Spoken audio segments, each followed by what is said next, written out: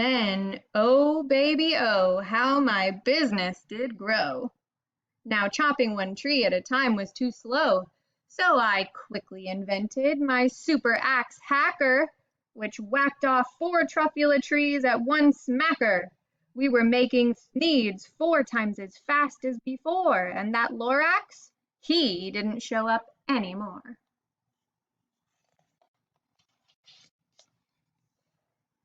But the next week he knocked on my new office door. He snapped, "I'm the Lorax who speaks for the trees, which you seem to be chopping as fast as you please. But I'm also in charge of the brown barbaloots who played in the shade in their barbaloot suits and happily lived eating truffula fruits. Now, thanks to your hacking my trees to the ground, there's not enough truffula fruit to go round, and my poor barbaloots are all getting the crummies because they have gas and no food in their tummies."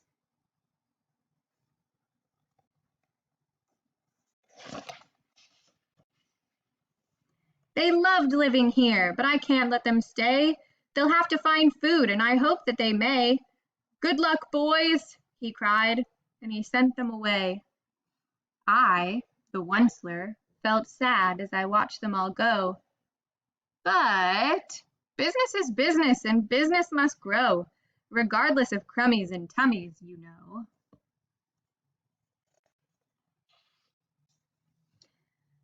I meant no harm, I most truly did not, but I had to grow bigger, so bigger I got. I biggered my factory, I biggered my roads, I biggered my wagons, I biggered the loads of the Sneeds I shipped out. I was shipping them forth to the south, to the east, to the west, to the north. I went right on biggering, selling more Sneeds, and I biggered my money, which everyone needs.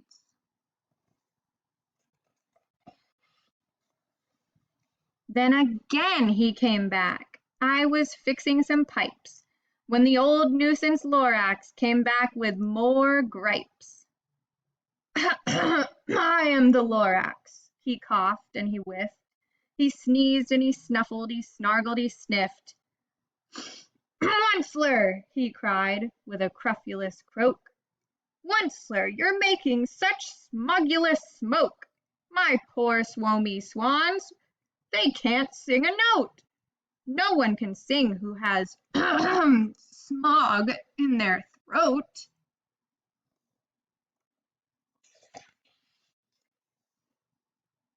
"And so," said the Lorax, "please pardon my cough. They cannot live here, so I'm sending them off." Where will they go? I don't hopefully know.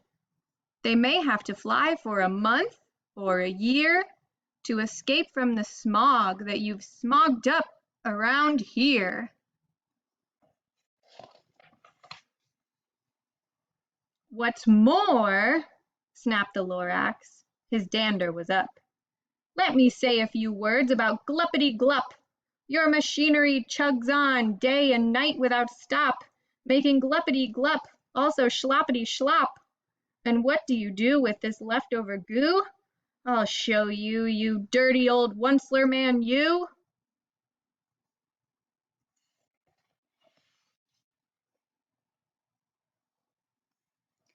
"You're glumping the pond where the humming fish hummed. No more can they hum, for their gills are all gummed.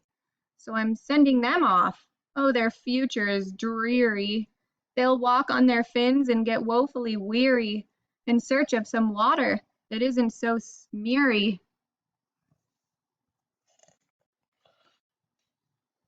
And then I got mad. I got terribly mad. I yelled at the Lorax. "Now listen here, Dad. All you do is yap yap and say bad, bad, bad, bad. Well, I have my rights, sir, and I'm telling you, I intend to go on doing just what I do. And for your information, you Lorax, I'm figuring on biggering and biggering and biggering and biggering, turning more truffula trees into Sneeds, which everyone, everyone, everyone needs."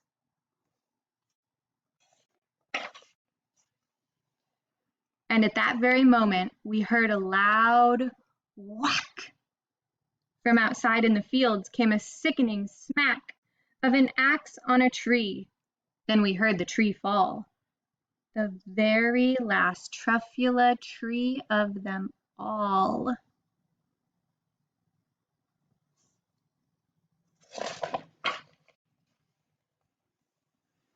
No more trees, no more needs, no more work to be done. So in no time my uncles and aunts, everyone, all waved me goodbye. They jumped into my cars and drove away under the smoke-smuggered stars. Now all that was left neath the bad-smelling sky was my big empty factory, the Lorax, and I.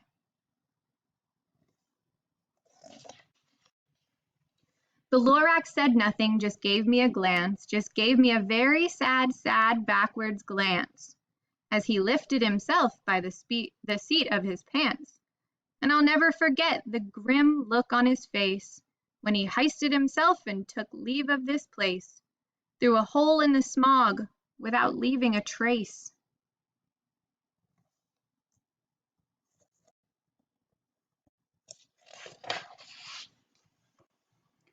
And all that the Lorax left here in this mess was a small pile of rocks with the one word, unless.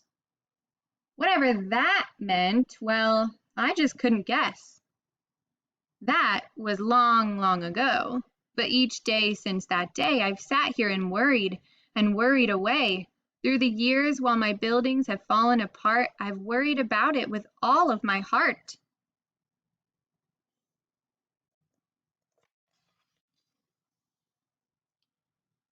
But now, says the Onceler, now that you're here,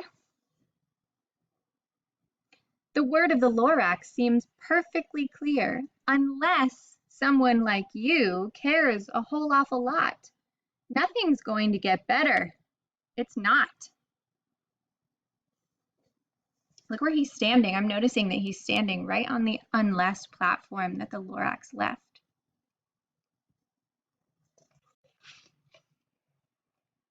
So, catch, calls the Onceler.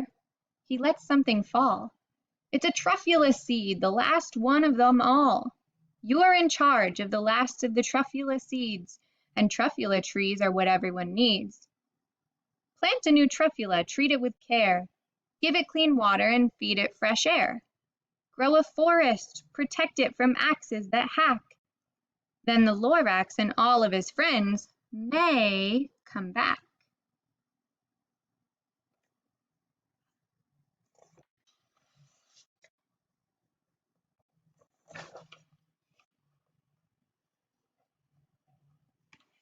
Okay. On the rest of the slides in your lesson, you'll be able to respond to the questions that are on your worksheet. Take your time, make sure to click on the audio button if you have any questions so that I can read the directions out loud to you.